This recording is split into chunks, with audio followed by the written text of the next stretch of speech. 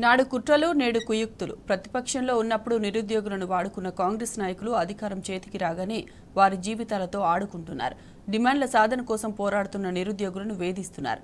కడుపు మండి ఉద్యమిస్తున్న ఉద్యోగార్థుల పోరాటాన్ని ముళ్ల కంచెలతో అణిచివేస్తోంది రేవంత్ సర్కార్.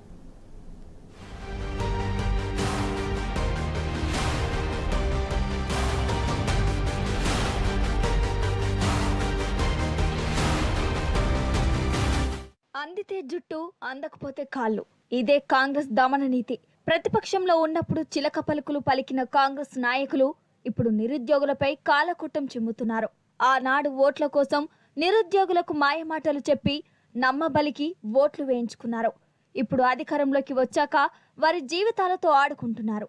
ఎన్నికలప్పుడు జాబ్ క్యాలెండర్ అని, ఏడాదికి 2 లక్షల ఉద్యోగాలని, యూత్ డిక్లరేషన్ అని డబ్బా కొట్టి నోటికొచ్చిన హామీలన్నీ గుప్పించారు. తీరా ఇప్పుడు వాటిని అమలు చేయలేక నిరుద్యోగులకు ముఖం చాటేస్తున్నారు. పైగా హక్కుల కోసం పోరాడుతున్న నిరుద్యోగులకు సంఖ్యలు వేస్తోంది సర్కార్.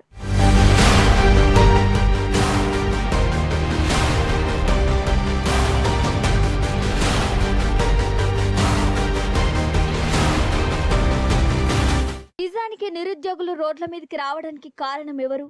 కడుపు మండి టీజీపీఎస్సీ ముట్టడికి పిలుపునిచ్చింది ఎవరి నిర్లక్ష్యం వల్ల? కాంగ్రెస్ ఇచ్చిన అలవిగాని హామీలను నమ్మే కదా మొన్న నిరుద్యోగులు ఓట్లేసింది. మరిప్పుడు హామీలన్నీ అటకెక్కించి నిరుద్యోగులపై సర్కార్ ఎందుకు కక్షగట్టినట్టు? శాంతియుతంగా నిరసన చేస్తున్న నిరుద్యోగులను ప్రభుత్వం ఎందుకు దుర్మార్గంగా అడ్డుకున్నట్టు? ఎక్కడికక్కడ పోలీసులు బలగలను దింపి అన్యాయంగా అరెస్టులు చేశారు. నిరుద్యోగుల వాయిస్ వినబడకుండా గొంతు నొక్కారు. హక్కుల కోసం పోరాడుతున్న ఉద్యోగార్థుల మీద ముళ్ల కంచెలు ప్రయోగించింది రేవంత్ సర్కార్. ఏ పాపం తెలియని నిరుద్యోగులను తీసుకెళ్లి పోలీస్ ఠాణాల్లో నిర్బంధించారు. తెల్లదొరలను మించిన దుర్మార్గ పాలన కాదా ఇది అంటూ నిరుద్యోగులు నిప్పులు జరుగుతున్నారు.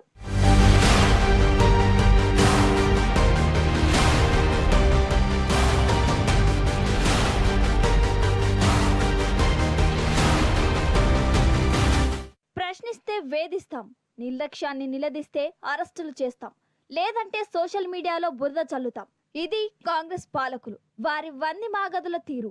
ప్రభుత్వం ఇచ్చిన హామీలేమయ్యాయని నిలదీసిన పాపానికి గ్రూప్ 2 అభ్యర్థి సింధును కాంగ్రెస్ ప్రభుత్వం టార్గెట్ చేసింది. కాంగ్రెస్ పార్టీ సోషల్ మీడియా పేజీల్లో ఆమెను విపరీతంగా ట్రోల్ చేస్తున్నారు.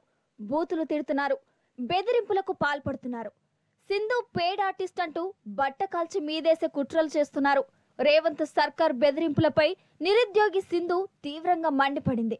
తాను ఎవరికి పేడ్ ఆర్టిస్టును నిరూపించాలని కాంగ్రెస్ నాయకులకు సవాల్ విసిరింది. ఆరోపణలు నిరూపించాలని నిలదీసింది. ఒక ఆడబిడ్డను ఇంత దుర్మార్గంగా ట్రోల్ చేయడం ఎంతవరకు సమంజసమని ఆవేదన వ్యక్తం చేసింది సింధు. నిన్నటి నుంచి అందరు నన్ను పని కట్టుకొని చాలా మంది చాలా రకాలుగా వేధిస్తున్నారు through social media, especially Twitter, YouTube channels, ఇంకా కాంగ్రెస్ పేజెస్ లో నన్ను దారుణంగా వేధిస్తున్నారు.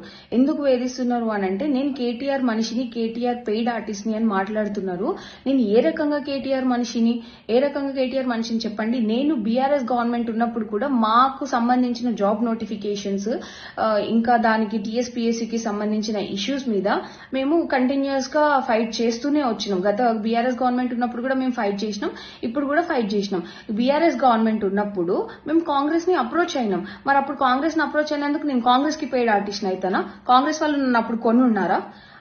అప్పుడు లేనిది ఇప్పుడు నేను బీఆర్ఎస్ కి పెయిడ్ ఆర్టిస్ట్ ని ఎట్లా అవుతాను? ఇప్పుడు మీరు అందరూ అంటున్నారు కదా నేను బీఆర్ఎస్ పెయిడ్ ఆర్టిస్ట్ అని చెప్పి, ఏ ఒక్కడైనా ఈ రోజు నన్ను ప్రూవ్ చేయగలుగుతారా నేను బీఆర్ఎస్ పెయిడ్ ఆర్టిస్ట్ అని? నేను ఎక్కడైనా బీఆర్ఎస్ కండువా కప్పుకొని ఉన్నానా? ఏ ఒక్క చోటనైనా నేను బీఆర్ఎస్ కి ఓట్ వేయండి అని చెప్పిన దాన్ని ఏ ఒక్కటన్నా బయట పెట్టండి. ఈ రోజు ఏరు దాటే వరకు ఓడమల్లన్న, ఏరు దాటాక బోడమల్లన్న అన్నట్టుంది కాంగ్రెస్ వ్యవహారం. ప్రతిపక్షంలో ఉన్నప్పుడు నిరుద్యోగులను రాజకీయాల కోసం వాడుకొని ఇప్పుడు వారిపైనే కక్షగట్టారు. బీఆర్ఎస్ ప్రభుత్వం ఉన్నప్పుడు కూడా నిరుద్యోగులు కాంగ్రెస్ పార్టీ నాయకులను కలిశారు. మరి వాళ్ళందరూ కాంగ్రెస్ పార్టీకి పేడ్ ఆర్టిస్టులేనా? కాంగ్రెస్ నాయకులు అప్పుడు నిరుద్యోగులకు డబ్బులిచ్చారా? మరి ఇప్పుడెందుకు ఈ దుర్మార్గపు రాజకీయాలు చేస్తున్నారు? హక్కుల కోసం పోరాడుతున్న నిరుద్యోగి సింధుపై అన్యాయంగా పేడ్ ఆర్టిస్ట్ అనే ముద్ర వేశారు. కాంగ్రెస్ ఇచ్చిన హామీల గురించి ప్రశ్నించినందుకు ఆమెను విపరీతంగా టార్చర్ చేస్తున్నారు.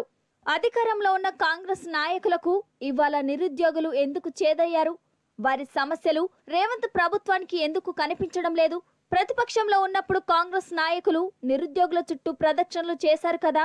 ఆ రోజు ప్రతి కాంగ్రెస్ నాయకుడు నిరుద్యోగి ఎక్కడుంటే అక్కడికి వెళ్లి వారి కాళ్ళు గడ్డం పట్టుకున్నారు కదా.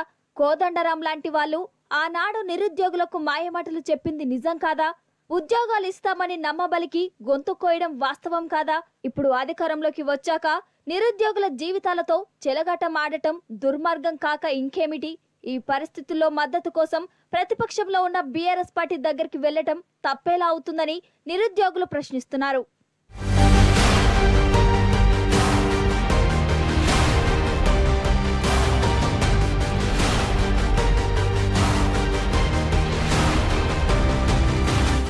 తిన్నింటి వాసాలు లెక్కబెట్టే నాయకులకు కాంగ్రెస్ పార్టీలో కొదవలేదు. గ్రాడ్యుయేట్లతో ఓట్లు వేయించుకుని ఎమ్మెల్సీ అయిన తీన్మార్ మల్లన్న ఇప్పుడు అదే గ్రాడ్యుయేట్ల మీద కత్తిగట్టాడు.